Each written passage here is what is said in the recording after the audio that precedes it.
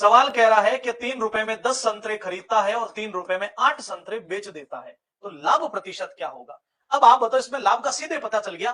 3 रुपए पहले भी कमा रहा था, 3 रुपए अब भी। पहले संतरे 10 तो लाया, लेकिन बेचते टाइम 8 ही दिए, तो बताओ वस्तु का भी तो बेनिफिट कमाया उसने। तो समझिए, तो सबसे पहले क्या करना, 3 इंटू 8 हो गया 24, 3 इंटू 10 हो गया 30, 24 की चीज 30 में 6 का फायदा, ये क्रय मूल्य को दर्शाता हमेशा।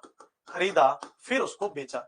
ये मैं बॉक्स क्यों बना रहा हूं पता है, आपसे कभी भी गलती ना हो इसके लिए बॉक्स हमेशा बना रहा हूं। पहले खरीदना है फिर उसको बेचना है। तो क्रॉस में जब गुणा करो, भाई ये गुणा पहले कर लिया ना, तो इसी सवाल में लाभ की बजाय फिर हानि हो जाएगी, ध्यान रखना। ठीक है, तो 6 का प्रॉफिट 24 पर गुणा 100, तो 6 से 24 4 बार, 4 से 100, 25% लाभ हो जाएगा। तो 25% प्रॉफिट आपके बी ऑप्शन में साक्षात मौजूद है। अब बताओ, इसमें कोई तकलीफ, समस्या, दिक्कत नहीं आनी चाहिए। अच्छा सवाल था ये वाला, बहुत ही।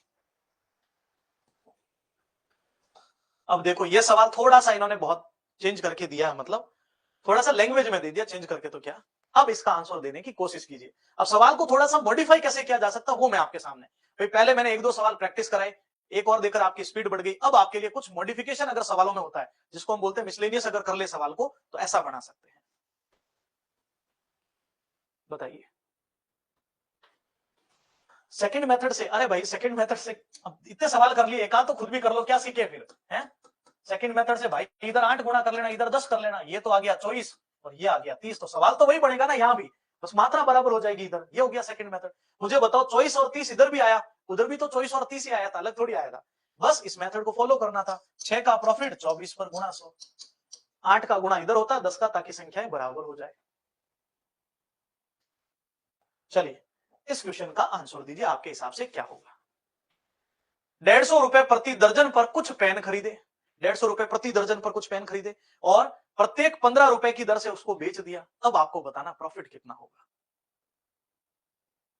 तो सबसे पहले देखो, 150 रुपए प्रति दर्जन की दर पर पेन खरीदे, ठीक है। 150 रुपए दर्जन, अरे भाई दर्जन का मतलब 12 ही सुना है कि नहीं सुना, और 15 रुपए की दर से बेच दिए, प्रत्येक की दर, प्रत्येक का मतलब हर एक पेन को 15 रुपए में बेचा। भाई ये हो जाएगा खरीदना, ये हो जाएगा बेचना। बात समझ में आई, यहां तक की बात में तकलीफ नहीं होनी चाहिए। अब सुनिएगा, तरीका वही है अपना, गुणा कर लीजिए। पहले खरीदा 150 रुपए में, फिर बेचा 180 में, 150 की चीज 180 में बेची, 30 का फायदा 150 पर गुणा 100, 0 से 0, 3 से 15, 5 बार, 5 से ये 20 बार, तो जो लाभ हो जाएगा वो होगा 20%। तो 20% प्रॉफिट हमारे प्रथम ऑप्शन में ही मौजूद है। तो जिसने भी 20 आंसर किया है इस क्वेश्चन के लिए बिल्कुल परफेक्ट उत्तर बन जाएगा। और वस्तु बराबर करना चाहो तो इधर 1 से गुणा, इधर 12 से, तो बिल्कुल 150 और 180 तब भी वही आएगा। ठीक है, चलिए आगे बढ़ते हैं। अब जो सवाल का मैं बेसब्री से इंतजार कर रहा था वो आप सभी के लिए आ चुका है। 50 रुपए में 5, 50 रुपए में 6, इन दोनों से हम सिंगल बात कैसे बनाएंगे, इधर 6 से गुणा, इधर 5 से, तो ये हो गया 300 रुपए में 30 केले या वस्तु खरीदी, ठीक है, सेब खरीदे। यहां पर 250 रुपए में 30 खरीदे, तो टोटल तो 60 हो गए ना, 450 में। ये अपना एक सवाल बन गया। और बेचा किस दर से, बेचा दर से 100 रुपए में 11। अब इसको आप क्रॉस मेथड से भी कर सकते हो, बराबर वाले मेथड से भी कर सकते हो। इस सवाल में मात्र और मात्र इतना सीखना है कि ये जो दो खरीदने के मूल्य दिए है ना, इनको मिलाकर एक बढ़ाना है। वापस सुन लो, ये तो एक ही है ना बेचने का भाव, तो जो दो खरीदने के भाव है ना, इनको मिलाकर एक बढ़ाना है। अच्छा ये 550 हो रहा, सॉरी है ना, ये 550। अब सुनिए, यहां गुणा मैं कर दूंगा, अगर क्रॉस गुणा करते हैं तो देखो 0, 55 और 11 इंटू 5 55 और 5 60, 6000, और इधर गुणा करता हूं तो 6000, मतलब 6050 में खरीदा और 6000 में बेच दिया। कितने का नुकसान हुआ, 50 का कितने पर हुआ, 6000 गुणा किसे, 100 से। तो 0 से 0 कैंसिल, फिर सही कैंसिल किया है, 50 का नुकसान 6000 पे,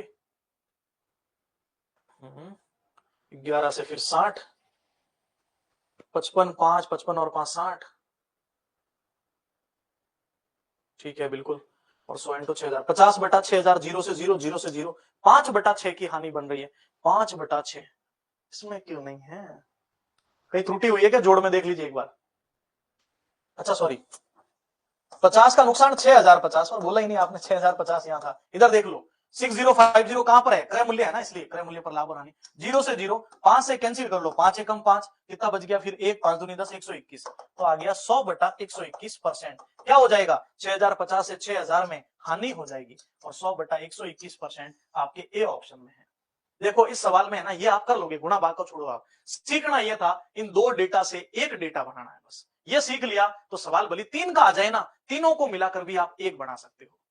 बात समझ, संजीव कह रहे बोला तो था, इधर देखो मैंने इन दो डेटा को मिलाकर एक बना दिया, और एक बनते ही इतने में खरीदा, इतने में बेचा, तो आपका वापस वही जोड़े वाला सवाल बन चुका है, क्रॉस मेथड वाला। बात समझ में आई सभी को, इसका गुणा किया 6050, इसका गुणा किया 6050 का नुकसान 6050 पर गुणा 100, क्योंकि लाभ और हानि की गणना क्रय मूल्य पर होती है। अब देखो इस सवाल को बार बार मैं रिपीट करके एक ही चीज बोल रहा हूं, पहली दो कंडीशन को सिंगल कंडीशन बनाना है, क्रॉस मल्टीप्लाई